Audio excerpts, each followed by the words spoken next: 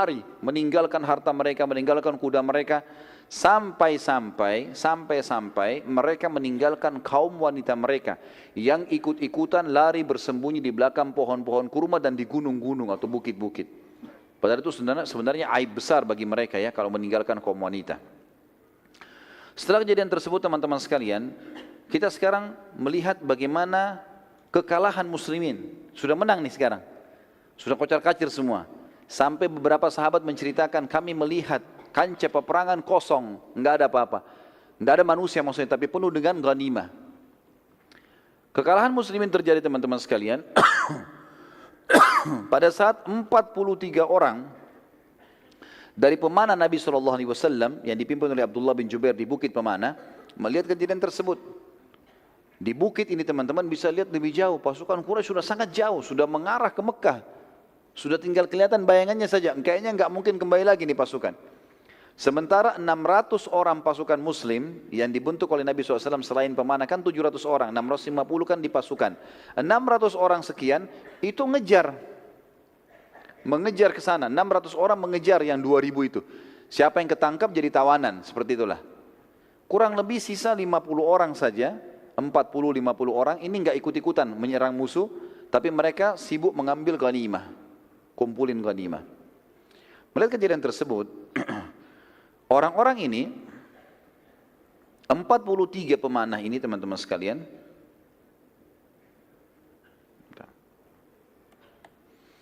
mereka melihat tempat itu kosong, mereka bilang, sudah nggak ada musuh, ayo kita turun bantu sahabat saudara-saudara kita untuk ngumpulin ghanimah.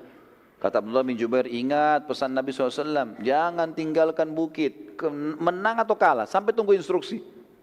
Tapi gak ada lagi, musuh gak ada. Subhanallah, dari 50 orang, 43 turun, berkhianat di sini turun mereka. Ya, di sini kita katakan berkhianat teman-teman sekalian, bukan aib untuk para sahabat, tapi untuk individu yang melakukannya. Karena definisi sahabat jauh lebih luas masalah ini. Maka turunlah 43 orang itu, ikut kumpulin ghanimah. Karena sisa 7 orang, saya tadi di awal peperangan ini menceritakan teman-teman ada 200 pasukan kudanya Quraisy sembunyi di sebuah lembah. Tapi 50 pemanah tahu ini, sehingga mereka kalau mau menyerang dipanahin. Mereka tidak berani maju. Satu kali lemparkan 50 anak panah.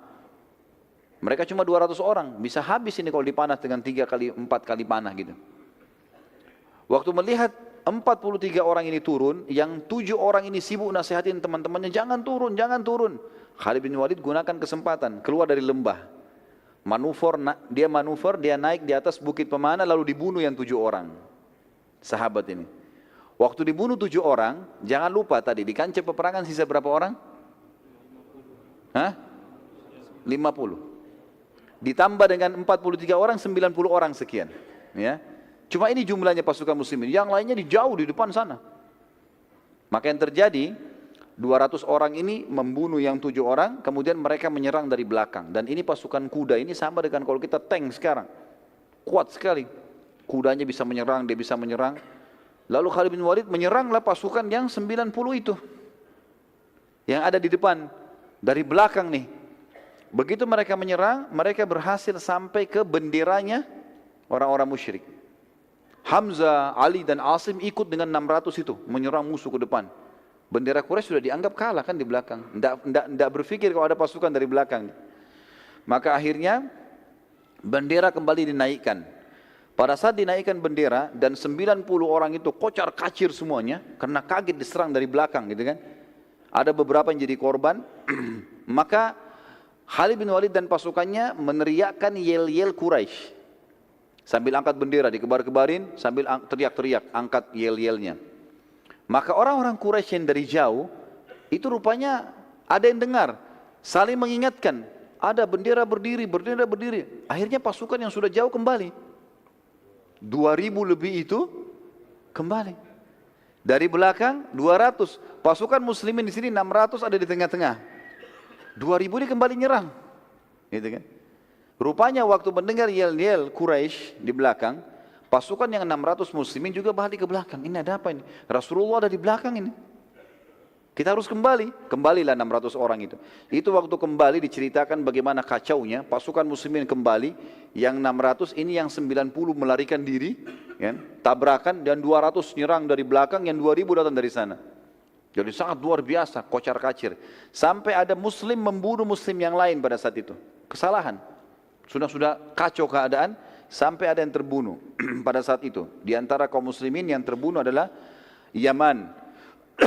Yaman anak ayahnya Huzaifah bin Yaman radhiyallahu anhu majma'in. Kata Huzaifah, saat seluruh pasukan sudah kacau, sampai pasukan muslimin saling serang, sudah tidak tahu musuh ini karena luar biasa kacaunya.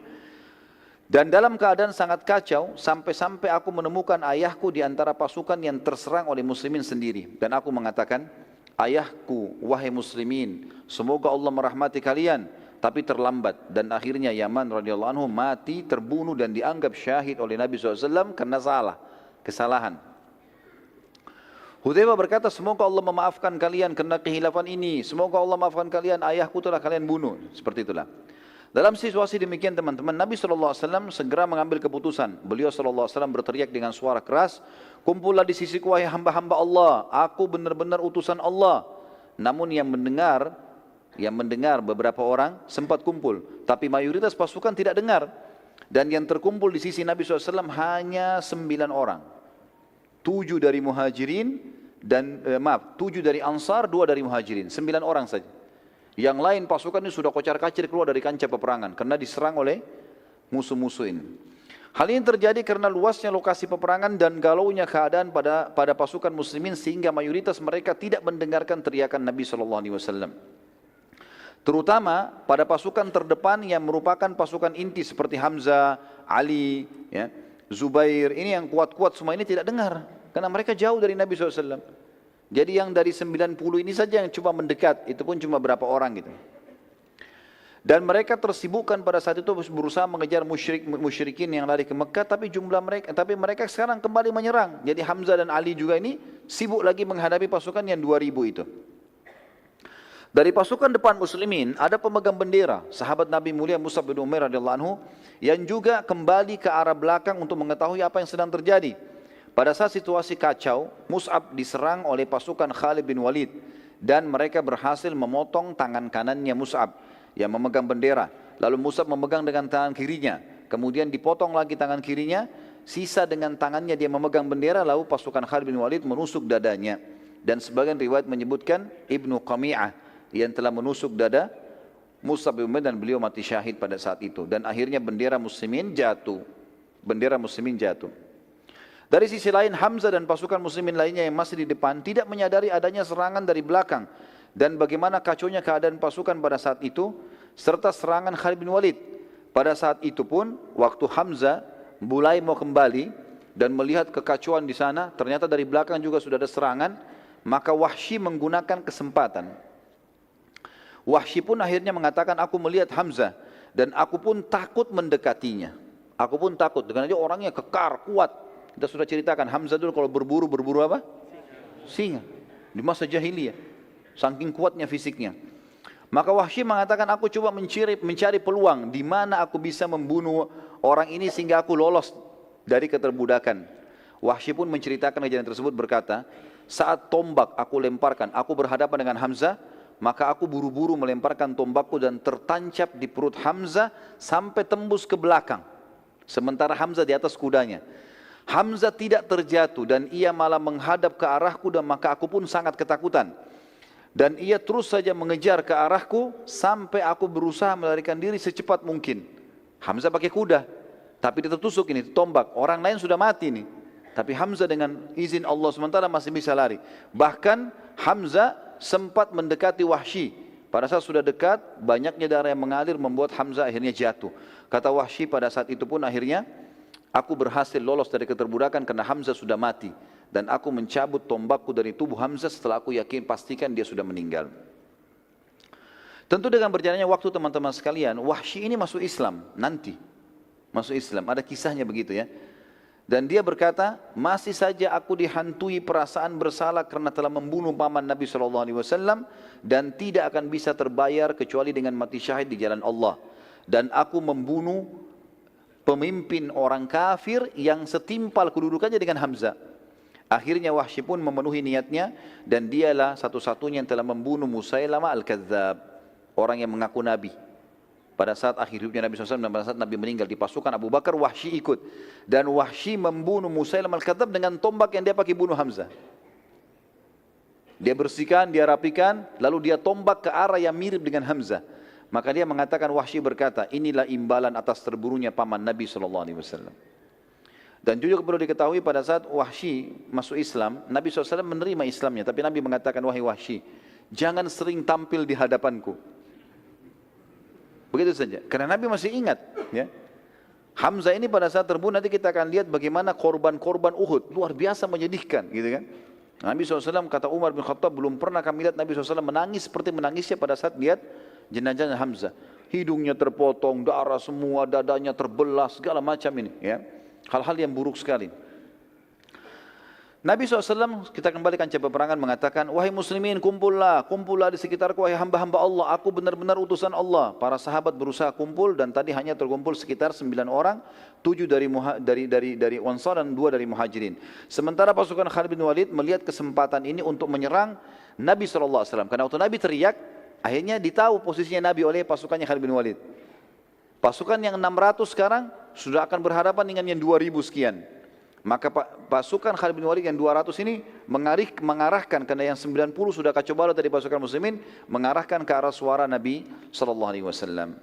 Pada saat itu teman-teman sekalian, 9 orang sahabat ini berusaha untuk membela Nabi SAW, tapi semuanya terbunuh 9-9-nya di tangan Khalid bin Walid dengan pasukannya. Terbunuh semuanya, karena mereka jalan kaki. 200 orang ini semua berkuda.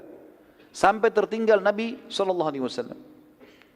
Utbah bin Abi Waqqas dan Abdullah ibn Abi Kami'ah.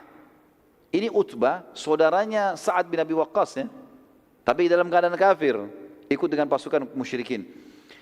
Utbah bin Abi Waqqas dan Abdullah bin Abi Kami'ah, keduanya dari pasukan Khalid berusaha menyerang Nabi SAW. Dan Nabi SAW saat itu masih ditemani oleh satu orang sahabat. Maaf, tadi bukan tinggal sendiri, tapi ada satu orang, Talha bin Ubaidillah. Dan menyusul sahabat yang lain menyusul, datang itu Sa'ad bin Abi Waqqas, saudaranya Utbah. Lalu duanya mendampingi Nabi SAW. Keduanya berusaha bertahan, namun beliau SAW bersama dengan sahabat ini, dua-duanya, tiga-tiganya jatuh ke dalam lubang yang telah dibuat oleh Abu Amir. Yang tadi kita sudah sebutkan namanya, orang yang mau mengaku raja kemudian tidak jadi di Madinah. Dan dia diberikan julukan Abu Amir al-Fasiq, orang fasikin, karena dia dianggap orang yang buruk. Dalam situasi seperti itu, Nabi SAW masuk dalam lubang, kemudian juga Sa'ad masuk dalam lubang, Talha masuk dalam lubang yang bersebelahan, berbeda gitu. Maka Abdullah bin Abi Kami'ah segera menghantamkan pedangnya dari atas lubang ke arah punggung kanan Nabi SAW. Dan pada saat itu Nabi SAW terkena punggung sebelah kanan Nabi SAW, tapi ada baju besi. Dan tidak melukai Nabi SAW. Tapi Nabi mengatakan dalam sebuah riwayat sahih, aku masih merasakan sakitnya selama sebulan, pukulan itu. Dan ini menandakan teman-teman sekalian, Nabi saja bisa merasakan sakit, apalagi manusia biasa, gitu kan? Wajar itu. Lalu Ibnu Qamiyah menyerang Nabi SAW lagi ke arah punggung kiri beliau SAW. Dan karena kerasnya pukulan ke arah punggung kiri, karena dia pikir punggung kanan sudah, dia pukul ke punggung kiri, Nabi SAW coba menangkisnya, berusaha membela, tapi topi besi Nabi SAW ada beberapa jaring besi turun dari sisi kanannya, itu sempat kena pedangnya Ibnu Qamiyah dan menancap di pipi Nabi SAW, pipi kanan Nabi ya. Dan pada saat itu akhirnya berdarah, mengeluarkan darah, dan kena kerasnya pukulan besi pedang tersebut sampai akhirnya gigi geraham Nabi SAW pecah pada saat itu. Talha bin Ubaidillah berhasil naik dari lubang sebelah. Sementara proses ini terjadi, Ibnu Qamiyah menyerang Nabi SAW dan Nabi agak sulit dalam lubang, itu kan terus diserang dengan pedang. Maka dia berusaha menyerang Ibnu Qamiyah serta Utbah, yang keduanya berusaha untuk menyerang Nabi ini. Sisa pasukan Khalid bin Walid berusaha menyerang Talha bin Ubaidillah, sementara ia terus melawan sendirian sampai seluruh dada dan tubuhnya dipenuhi anak panah, juga tebasan-tebasan pedang. Semuanya, punggungnya semua anak panah, depannya semua anak panah, tebasan pedang kiri kanan. Tapi subhanallah masih hidup. Talha bin Ubaidillah ini salah satu dari 10 yang dijamin masuk surga ya, radhiyallahu anhum. Sampai Abu Bakar mengatakan perang Uhud ya, yang panen pahalanya Talha, miliknya dia sudah. Sampai waktu itu Talha bin Ubaidillah berusaha menarik Nabi SAW untuk keluar. Dalam kondisi begitu ya, dia tutupi lubang, terus orang-orang kafir 200 orang ini berusaha menyerang dia gitu kan, sendirian.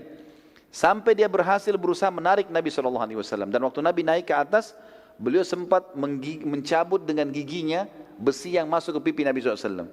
Dengan giginya, sehingga dua giginya di depan itu tanggal, jatuh. Dan para sahabat mengatakan, kami melihat setelah tanggalnya gigi Talha di Uhud, Allah memberikan dia ketampanan ekstra. Justru Allah buat orang-orang tambah suka melihat wajahnya. Padahal kedua giginya jatuh karena menarik besi itu.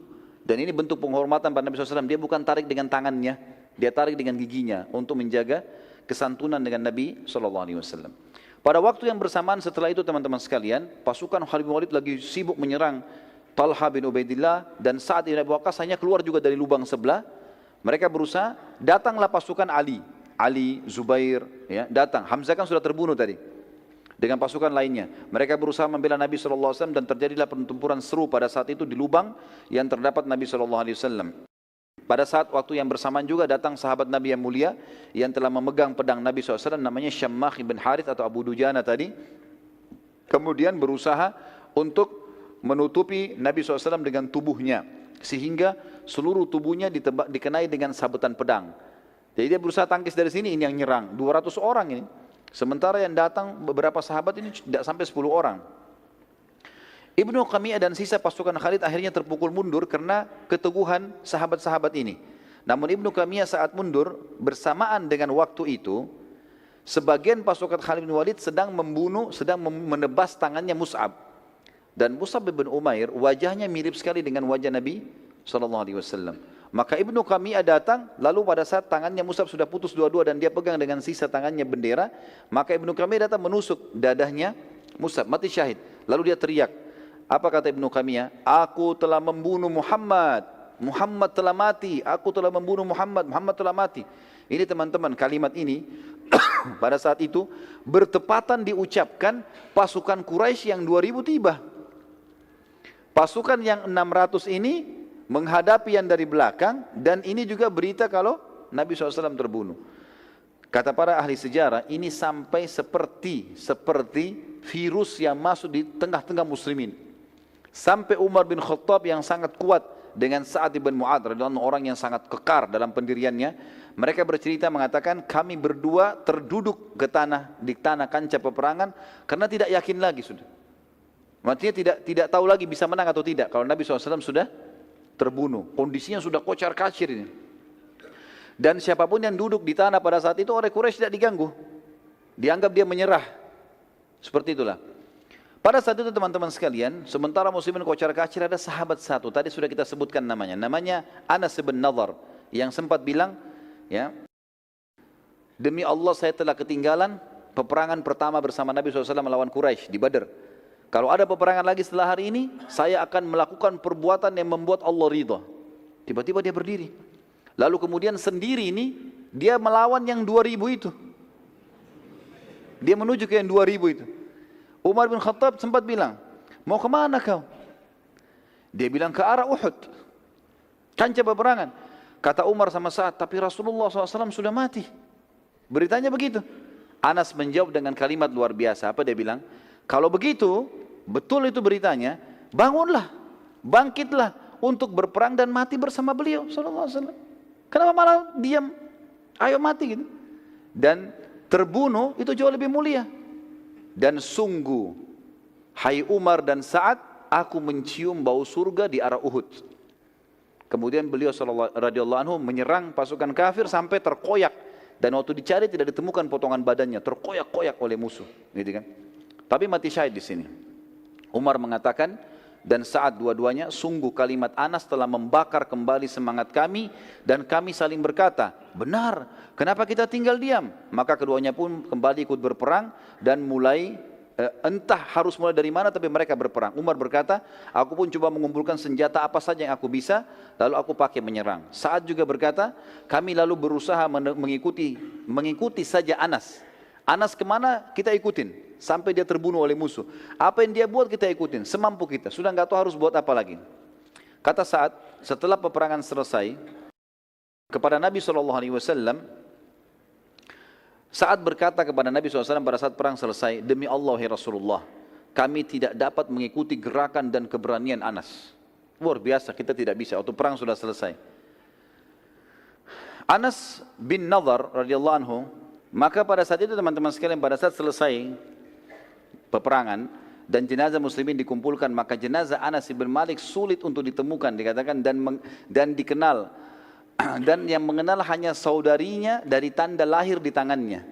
Ada tanda lahir di tangannya.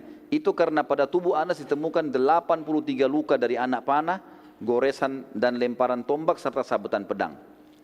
Pada saat itu teman-teman sekalian, sementara bendera kaum muslimin jatuh dan bendera musyrikin juga masih jatuh, pasukan Khalid bin Walid sempat mengambilnya.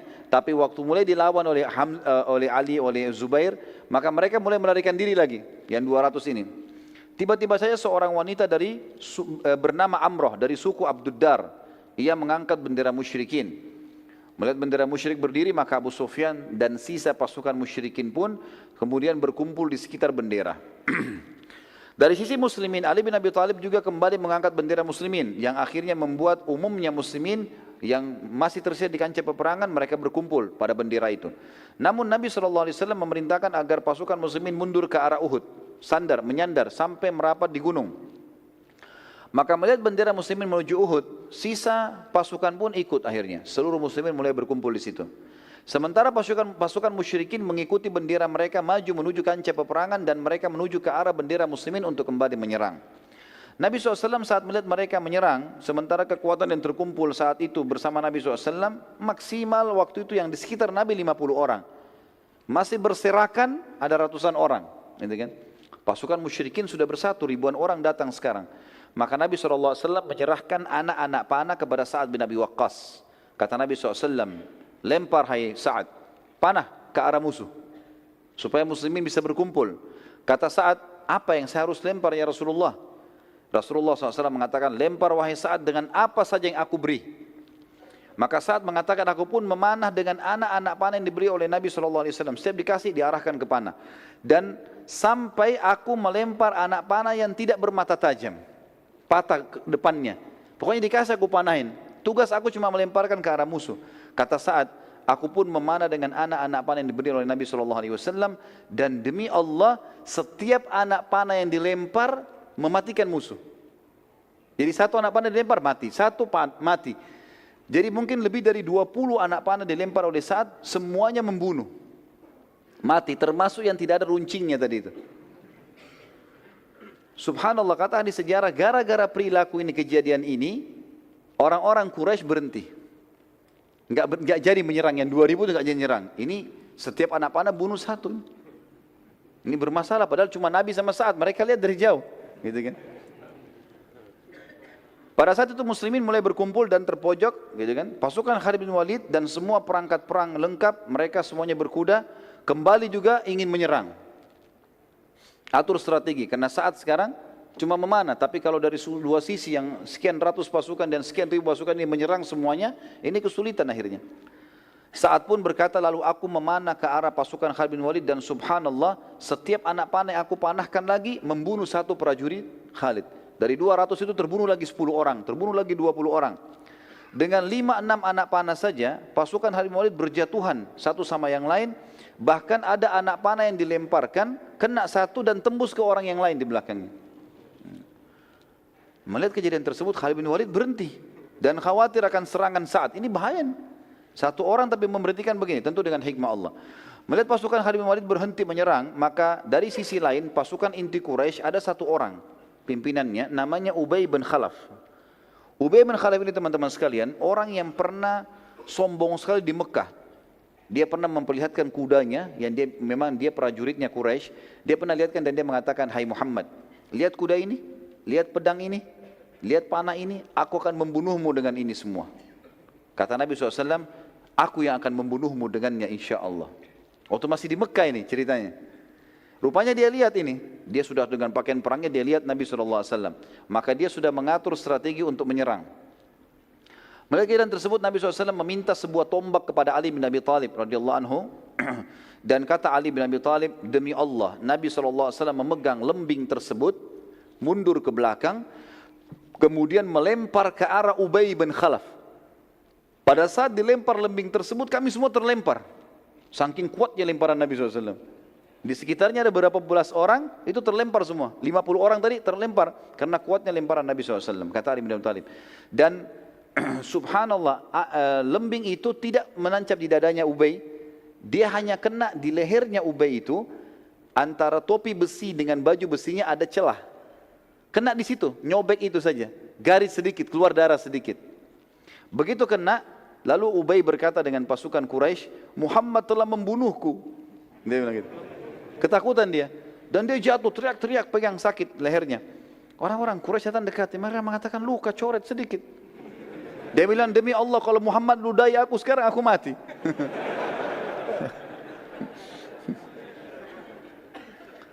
Pada saat dia balik ke Mekah, ini kita cerita selesai peperangan, mereka balik ke Mekah, ternyata betul Ubay ini sakit parah gara-gara luka itu dan tidak bisa sembuh. Dan akhirnya mati gara-gara itu. Dan ini kena hadis Nabi SAW yang sangat tegas ya. Kata Nabi SAW, sungguh murka Allah memuncak kepada orang yang telah dibunuh oleh nabinya. Nabi SAW jarang membunuh. Tapi kalau orang itu dibunuh oleh Nabi berarti luar biasa orangnya. Dan orang ini karena pernah mengancam Nabi SAW di Mekah, maka akhirnya Allah SWT mudahkan dia mati di tangan Nabi SAW.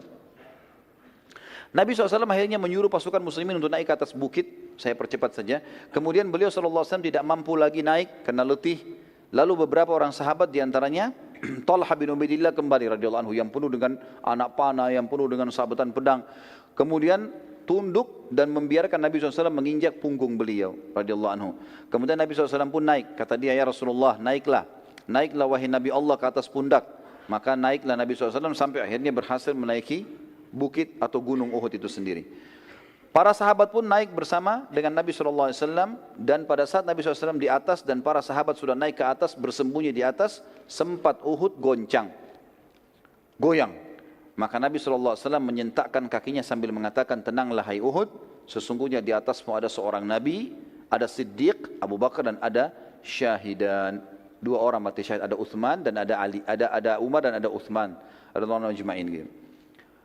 Pasukan Quraisy kemudian mendekati sekitar gunung Uhud di tempat para sahabat sembunyi. Lalu Abu Sufyan selaku pemimpin pasukan berteriak dengan suara keras mengatakan, apakah masih ada Muhammad di antara kalian? Nabi SAW mengatakan, jangan ada yang jawab. Abu Sufyan tanya lagi, apakah masih ada Abu Bakar di antara kalian? Nabi SAW mengatakan, jangan ada yang jawab. Abu Sufyan tanya lagi yang ketiga kali, apakah ada Umar di antara kalian? Maka Nabi SAW mengatakan, jangan ada yang jawab. Abu Sufyan mengatakan, kalau ketiga orang itu sudah tidak ada, berarti urusan kalian sudah habis. Artinya dia tahu kekuatan muslimin di Nabi, di Abu Bakar dan Umar. Radhiyallahu anhu ajma'in. Umar bin Khattab waktu itu tidak bisa tahan teman-teman sekalian, lalu kemudian dia teriak mengatakan, semoga Allah menghinakanmu, wahai musuh Allah. Mereka semua masih hidup. Dan Abu Sufyan ini tahu suaranya Umar. Maka Abu Sufyan bilang apa? Demi Allah hai Umar, aku lebih percaya kamu daripada Ibnu Qami'ah. Tadi Ibnu Qami'ah siapa? Yang menyebarin isu kalau dia bunuh Nabi SAW kan? Aku telah bunuh Muhammad, kan dia yang sebarin itu. Kata Abu Sufyan, demi Allah aku lebih percaya kau daripada Ibnu Qami'ah. Berarti betul Nabi SAW masih hidup. Lalu kemudian Abu Sufyan mengatakan, telah menang Hubal, patungnya mereka kan. Kata Nabi SAW, tidakkah kalian jawab? Kata Umar, apa kami jawab ya Rasulullah? Kata Nabi SAW, jawab, katakan, Allah jauh lebih mulia dan terhormat. Maka Umar berkata, Allahu a'az wa akram. Allah itu lebih mulia dan lebih terhormat. Abu Sufyan berkata lagi, kami memiliki Al-Lat dan tidak ada Lat untuk kalian. Lat ini nama patungnya mereka. Umar menjawab, Allah satu-satunya tempat bersandar kami. Abu Sufyan berkata lagi, sungguh inilah imbalan atas kekalahan kami di Badar. Perlu aku ingatkan bahwa pada jenazah-jenazah kalian terdapat mutilasi dan pengerusakan pada jasad mereka yang tidak aku perintahkan dan tidak aku larang. Pasukanku ini ada yang mutilasi loh, ada yang potong-potong tangan, ada yang potong kuping, ada yang potong hidung. Tapi ini tidak aku perintahkan dan aku juga tidak larang karena mereka dendam kejadian di Badar. Umar menjawab, sungguh korban kami pasti masuk surga dan korban kalian masuk neraka.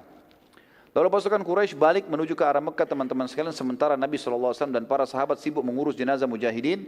Nabi SAW sempat menanyakan beberapa orang sahabat, diantaranya Sa'ad ibn Rabi' radhiyallahu anhu yang ada ditemukan di antara korban muslimin. Dan Nabi SAW berkata kepada para sahabat, carikan untuk saya Sa'ad ibn Rabi'. Para sahabat menyebar, sampai hanya ada seorang sahabat menemukan dia lalu berkata, wahai Sa'ad, Sa'ad lagi penuh dengan darah, lagi sementara mau sakarat. Ya. Maka dia mengatakan, wahai Sa'ad, Rasulullah menanyakan tentangmu.